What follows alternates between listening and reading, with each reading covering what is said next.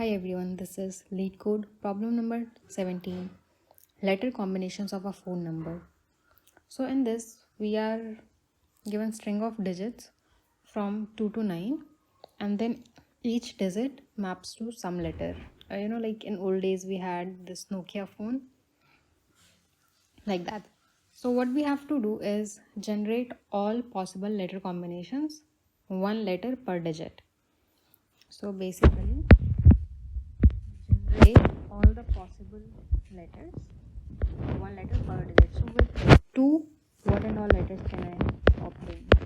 And then with 3, I have this. Now, with the combination of that, what can I obtain with 2 and 3? Obviously, A, I can have it with D, E, F. Similarly goes for B, right? B can be combined with like D, E, F, and C also can be combined with D, E, F.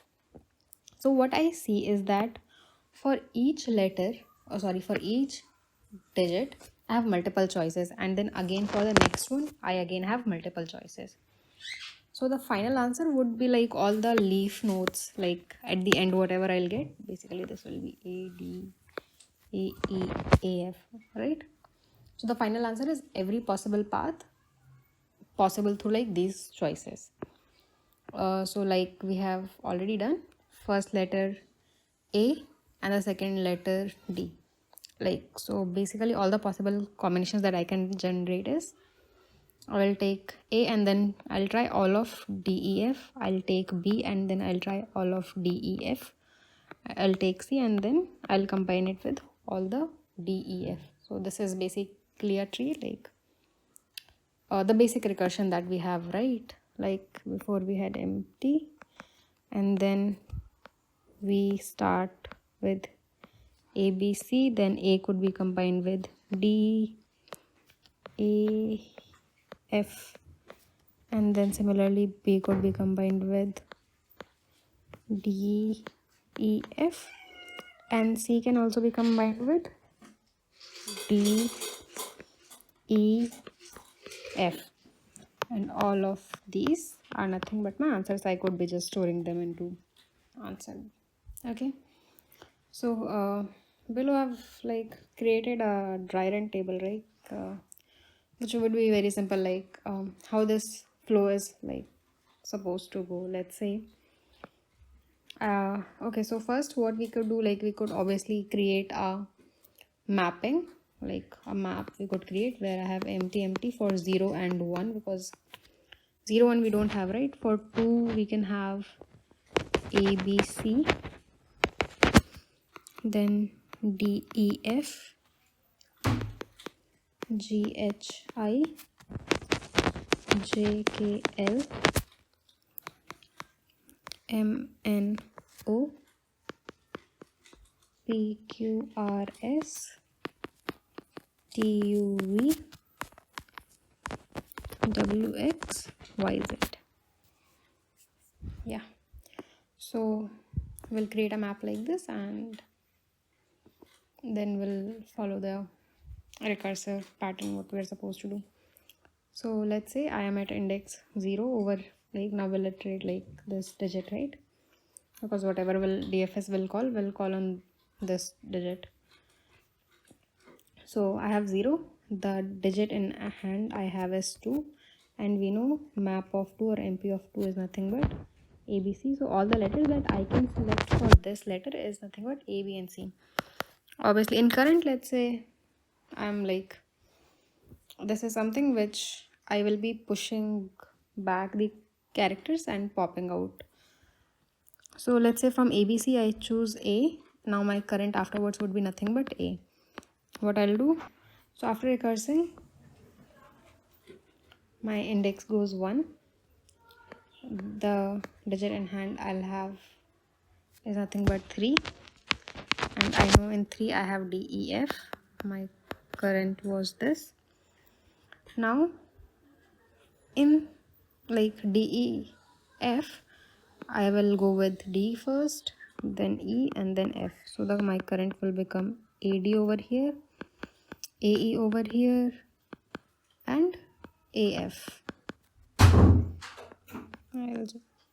I'll just write that my action would be to add these to my answers, because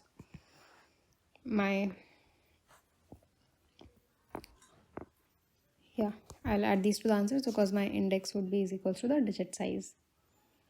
Okay, now again I like backtrack, so I'll again be at 0. My digit would in hand would be 2. I'll have ABC, and this time again it will be empty, and I will choose B over here, and then obviously my current afterwards would be nothing but B, and then I will again recurse it. So when I recurse it, what's gonna happen, my index will change to 1, 3, and again I'll have 3 options, right? My current before here was B, and in these 3 options I'll again have D, E, F as an option. So this will become BD, BE, and BF. Again I'll add them to my answer because my index would be nothing but equal to the size of the digits. Okay, again going back to the backtrack, this is 2 again. I will have ABC. I had like, obviously when I backtrack, I'll be popping out characters from current, so now this would be empty. Again this time I will choose C. My current afterwards would be nothing but C, and then I will recurse. So here my index will become 1, and the digit would be nothing but 3. And 3 I have D, E, F. In my current I have C. I'll have 3 choices, D, E, F. This will become C, D, C, E, and C, F. And I'll add all 3 of them. And yep, that's it. So in my list I will be storing this,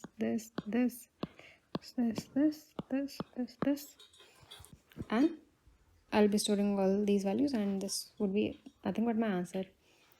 So each row would be a decision. I go forward when choosing a letter, and I come back after finishing all the choices for the next digit. So obviously if my input string is empty, there would be no combination, so we'll just return an empty string. And yes, space complexity like would be O of n, like basically the recursion depth, and the time complexity would be like, it's exponential. It will be 4 to the power of n. So again, for each digit we'll try all the letters and then recurse it. That's it. That's the basic intuition that we need to have in our mind. Now let's code it so that we can understand it better. Okay, so first, like we had decided, we'll create map and we'll create a vector string to store our answer, right? So let's do that.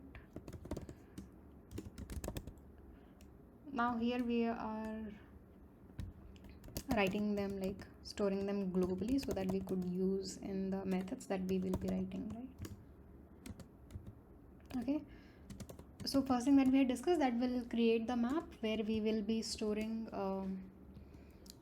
the alphabets according, like for each index, right? For 0th index we have empty string, and for 1 also we have empty string because we had nothing in this diagram as well, right?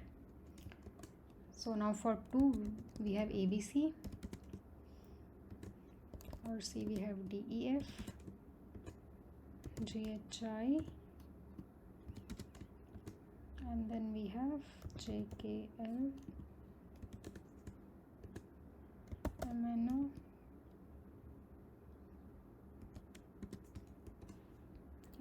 PQRS, TOV, WXYZ.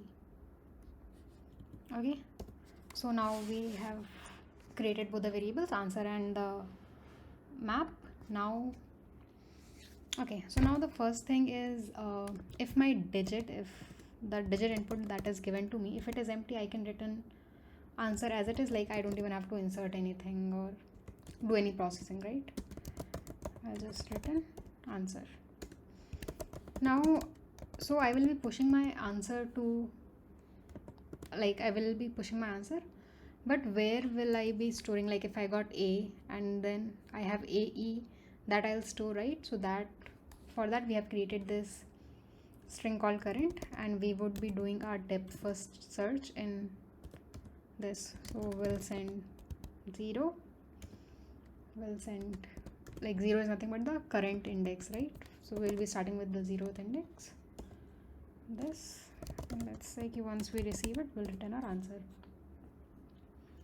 So now we have to write this DFS function. So let's write it, void DFS.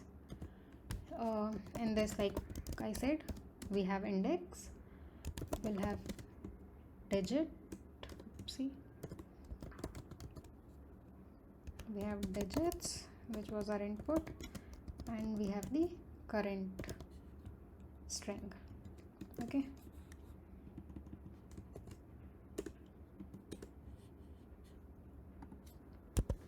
now, so one thing that we know, if my index is equals to my digit size, I can push back. So once I have reached the ending, I can push back my answer. My index is equals to digits dot size, I will push back my answer. I'll push back the current that I have into my answer, and I'll return from here. So this is like we storing one by one. Now here we are storing the index of it, digits of index minus 0. Okay, it should be string 0.